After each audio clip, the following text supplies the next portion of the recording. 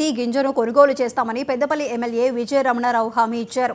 వ్యవసాయ మార్కెట్ యార్డులో ఇవాళ వరి ధాన్యం కొనుగోలు కేంద్రాన్ని ఆయన ప్రారంభించారు. గత బీఆర్ఎస్ పాలనలో ధాన్యం తూకంలో పెద్ద మొత్తంలో కోతలు విధించి రైతులను దోపిడీ చేశారని పేర్కొన్నారు. తాను పెద్దపల్లిలో గెలిచిన తర్వాత గింజ కటింగ్ లేకుండా ధాన్యాన్ని కొనుగోలు చేస్తున్నామని తెలిపారు. అలాగే క్వింటాలు ధాన్యానికి 500 బోనస్ ఇచ్చి రైతులను ఆదుకుంటున్నామని పేర్కొన్నారు. రైతులకు ఎలాంటి కష్టాలు ఉన్నా తాను ముందుండి పోరాటం చేస్తానని హామీ ఇచ్చారు.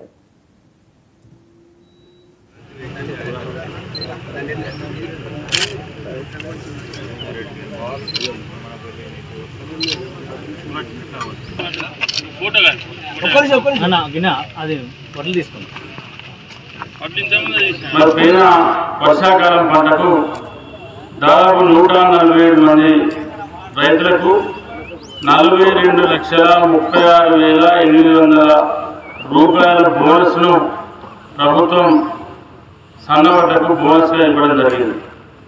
అంటే తెలంగాణ రాష్ట్రం మొత్తంలో 1,234 కోట్ల రూపాయలు 119 నియోజకవర్గాల రైతులకు సంబంధించిన సన్నవడ్ల బోనస్ ప్రభుత్వం 500 చొప్పున కింటాలు చేస్తే ఒక్క పెద్దపల్లి నియోజకవర్గంలో 59,62,00,000 రూపాయల బోనస్ ఇవాళ మన పెద్దపల్లి నియోజకవర్గ రైతుల ఖాతాలలో ప్రభుత్వం జమ చేయడం జరిగింది.